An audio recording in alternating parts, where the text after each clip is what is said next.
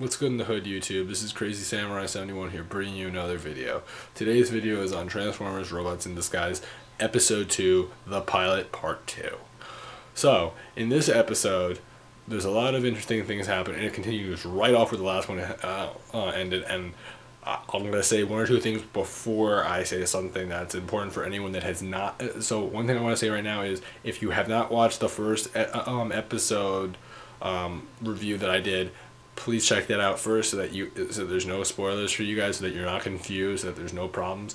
I'm going to give you that warning now and hope that you guys stick with it. But let's just state a few things here that I forgot to mention in my last part. Now, one thing I wanted to say was the fact that, if you're wondering, are Rusty and Danny similar to Sparkplug and Spike from G1 in any way? Yes, they do have things that make them seem similar. Another thing I forgot to mention was the fact that there had also been this Decepticon trapped inside a pod that was still in his pod. All the other Decepticons had basically gone loose, and let's just say this much right now: there are thousands that are supposedly loose. I mean, that could just be an over-exaggeration, but supposedly Fix-It mentions to characters like Bumblebee and Strongarm that, yeah, he basically, when they crash landed, thousands got loose. So, yeah. Fix-It's a pretty good mini-bot. Not.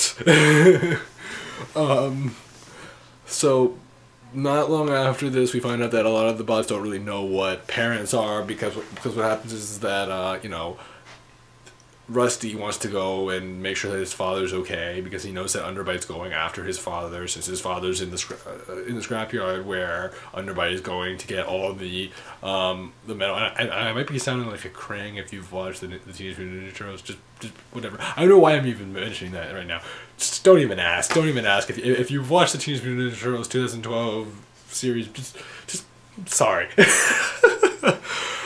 I'm like combining each other's here. Transformers meets Teenage Mutant Turtles. Teenage Mutant Ninja Turtles. Make it happen. I dare any of you. Okay. Sorry about that, guys. I'm just like, I'm like a mess right here. Anyway, we end up seeing Fix-It, as I said before, Fix-It explains in the last episode that Underbite is a Chompozoid which likes to eat lots of metal, and the reason why the scrapyard is such a big deal is because the scrapyard is full of metal, and if he eats all the metal, he gets really powerful, and if he gets really powerful, he'll become unstoppable. So overall, if they don't stop him, he will rule the world, or he'll eat the world, one or the other. So, not long after the fact, there was that one pod that I mentioned with the Decepticon before. I'm just going to say this now. That Decepticon was Grimlock. Now, Grimlock, you may think to yourself, wait, he's a Decepticon? Yes. Certain series have him as a Decepticon. Certain series have him as an Autobot. Certain series have like a transformation where he goes from Autobot to Decepticon, or Decepticon to Autobot. It really depends. But in this case, he is a Decepticon. As far as character goes, you may be wondering, is he anything like his G1 counterpart? Well, he's not like me, Grimlock. He's not like that, but he's not the brightest character ever, so they at least kept his knowledge pretty accurate. He isn't necessarily complete, you know, caveman-like idiot or something. I mean, I wouldn't necessarily call him an idiot, but, you know, he's not the wisest character ever. But overall, he's not the smartest character, and as many people know, Grimlock likes to get in fights. So when Grimlock heard all the fighting that occurred in the previous episode, he wanted to get in on that. And Grimlock manages to escape his pod, and let's just say when he escapes his pod, he basically just wants to go running right. He goes running right after where Underbite is to get into that fight with him. And obviously, as you can tell, two Decepticons on loose is not the best thing in the world, because let's just say Decepticons are massive in comparison to a regular human being, and they can do a whole lot more damage, especially since, well, one's a Chompozoid which eats metal, and one's a Dinobot, which is just a massive terror and looks like a dinosaur, and people are easily going to be scared if there were people around. Fortunately, since where they are, there aren't many people. there's no problem in that regard, but just in general, they can destroy forests, so that's not gonna be fun. So Bumblebee wants to go ahead. Bumblebee does not want Strong Arm to go ahead, and Sideswipe is also he doesn't want to go ahead. And the thing is that Strong Arm wants to go ahead, but Bumblebee won't allow him. And the thing is that Bumblebee tells Strong Arm to watch over Rusty, and Sideswipe just doesn't want to go ahead or anything, so that happens. But regardless of that, Rusty ignores Bumblebee's orders when Bumblebee leaves him, and Strong Arm makes the excuse, well, I guess since he's going ahead, I guess I should follow him just to make sure that he's safe and all that. Obviously, as an excuse, just so that he can join Bumblebee. You can see where Strong Arm's character comes from. You can see that though he's a character that loves to abide by the rules, he only abides by the rules when it makes sense, or he stretches the rules so that it works in favor of him, so that he gains the advantage, so that he, as you may have noticed, because I mean, like, he goes to Earth, yet he was told to stay where he was. He follows Rusty. You could tell that he always uses the codes and all that, but he stretches it so that regardless of whatever his commander says, he always works it in his favor. Kind of an interesting character, and kind of an annoying character, to be honest with you, but at the same time you kind of have to appreciate him over time, and I kind of like him regardless. It's just one thing I'm just noting because it is true. So anyway, all the different bots go after him. So anyway, a Strong Arm follows after Rusty. Sideswipe has no interest in going after Underbite. But Sideswipe is there with Fix-It, and Fix-It's just beyond boring. And because Fix-It's boring, Sideswipe's like, well, I might as well just go on ahead and follow them because I'd rather not listen to Fix-It ramble on for an hour. So that's when we end up seeing Bumblebee. Well, we end up seeing Underbite practically going and smashing into where Danny was. Fortunately, though, Grimlock comes in and attacks Underbite, and they end up getting into a small fight. And just to say this right now,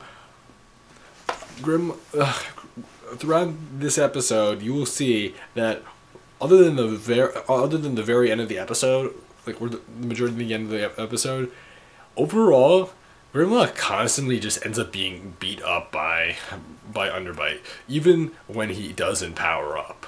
So obviously, as you can tell, though Underbite is powerful, and yes, he is definitely powerful, he's not powerful enough to deal with Underbite, who is like about the same size as him, so you would think that they would be able to be pretty even. I mean, they are, but they aren't, so let's just say that right now. Anyway, we then see from the side that Bumblebee is preparing an attack.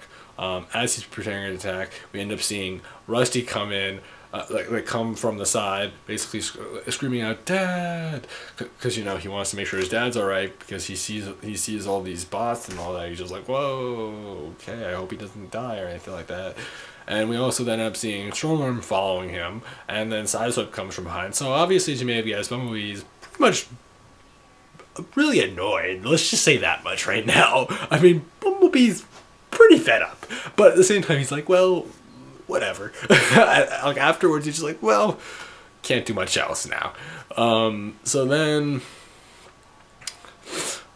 they continue to fight. Rusty ends up meeting up with his father, or I'm trying to remember now if that's right. So one thing that I forgot to mention was that Danny's father, no, not Danny's father, I'm saying Danny is the father. Danny was carrying some metal squirrel-like statues that were probably meant to be sold or whatever.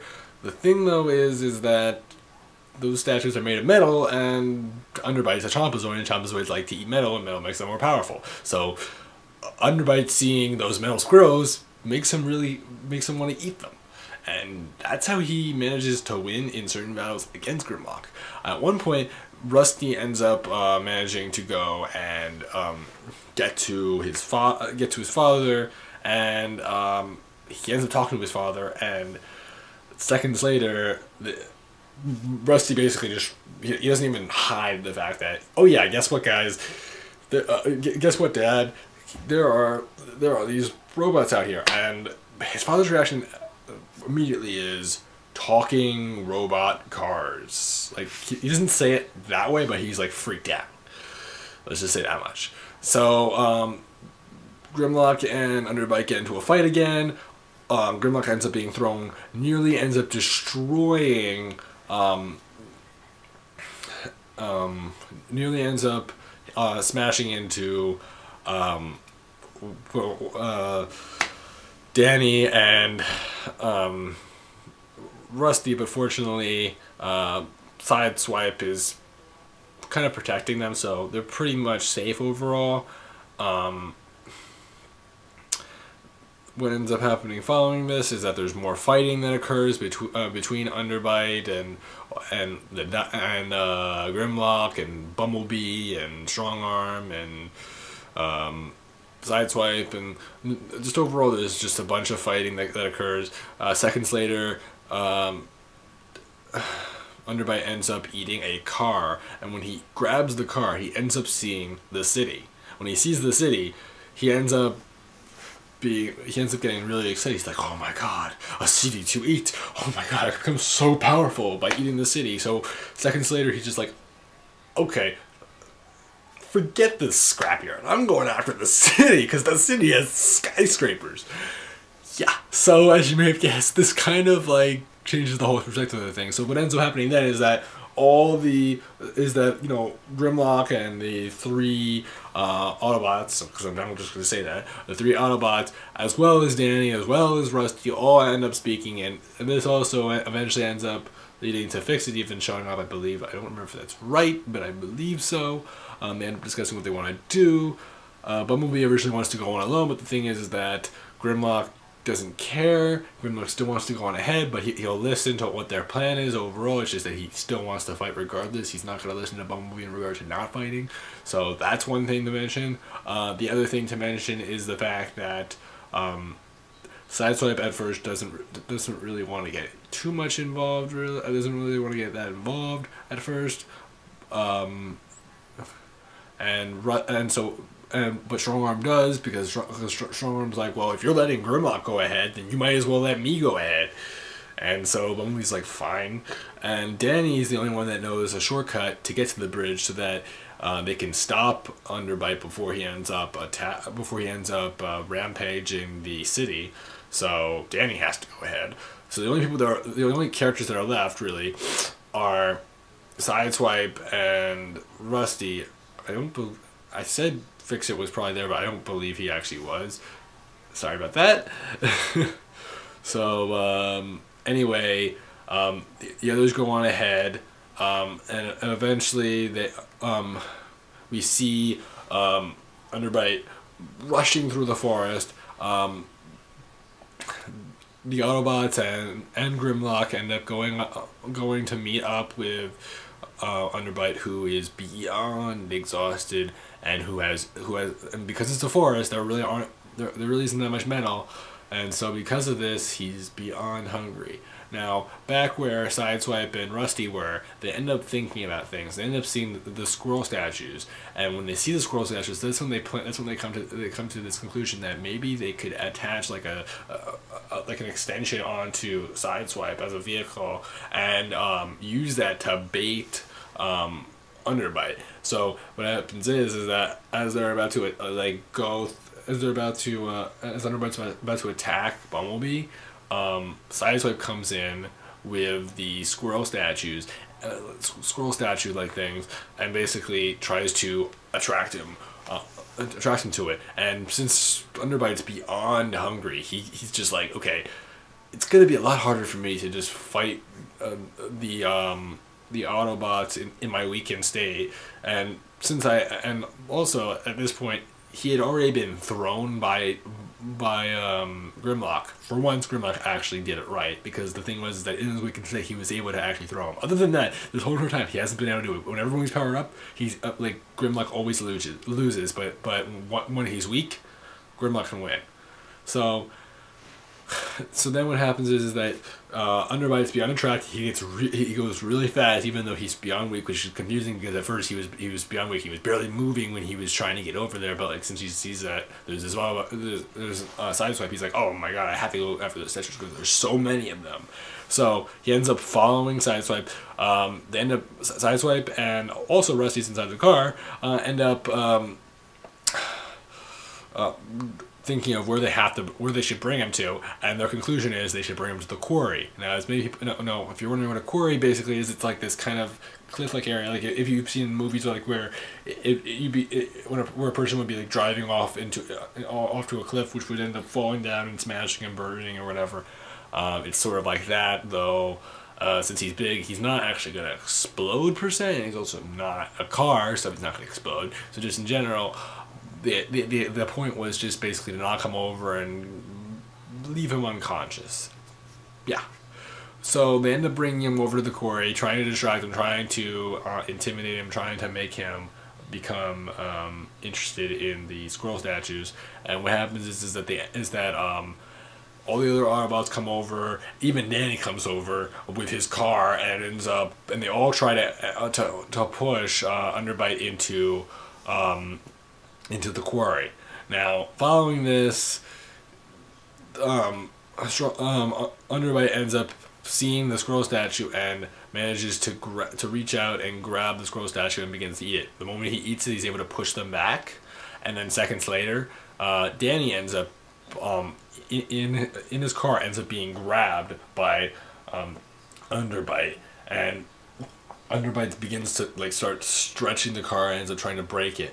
And the thing is, the Bumblebee's beyond like worried, as you may have expected. I mean, it's normal. And from behind, the most amazing thing ever happens, like the most suspenseful thing ever happens. Optimus Prime appears from behind, knocks Underbite into the quarry, and my god, Optimus is massive. I just want to say that right now. He is massive and his design's amazing. I love his design. So anyway, he knocks him into the quarry. Bumblebee like tosses him and says like, "I thought you were dead. I thought something had happened to you. I know that you've been speaking to me." And the thing was is that obviously he's been speaking to him, but the thing was is that he's not sure how long he can live on, or if he's not sure how long things will last. He's not sure if he's really even alive. It's all a mystery to even himself, Optimus. So what ends up happening is that Optimus basically passes on the role later to Bumblebee, saying, "You have chosen wise people. You have made good choices in regard to people like Sideswipe and Strongworm, even though they basically just followed him along. But whatever." I mean, he even says that something along those lines. Also, just in general, he basically just passes it on. He says, "I'm sure you'll thrive. I'm sure you'll do well. I'm sure you'll be a great leader. Just work hard, and I promise that you will succeed. I hope for the best." And then suddenly he fades into oblivion.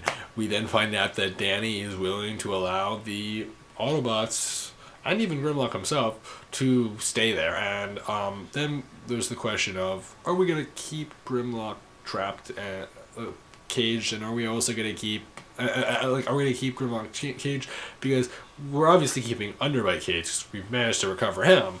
But should we keep Grimlock caged? The answer, well, they choose to let him stay. Bumblebee does, even though obviously his move gets Strongworm's the one that's like, "Oh no, they shouldn't do it because Grimlock's like a criminal and all that." And the thing is that Bumblebee, again, awesome as ever, ignores Strongworm's pleas and just basically says, "I don't care," and we should let him stay. And Grimlock ends up being happy because Bumblebee ends up saying, "You're on promotion," even though Grimlock has no idea what promotion, not promotion, what am I saying? Probation. He's on probation, and the thing is that Grimlock has no idea what probation means, so he's happy regardless because he doesn't have to be locked inside of that cell anymore. So it's understood, but at the same time, it's sort of like, you really have no idea what you're talking about. You're just happy in general, so okay. So anyway, guys, that overall sums up the entire episode.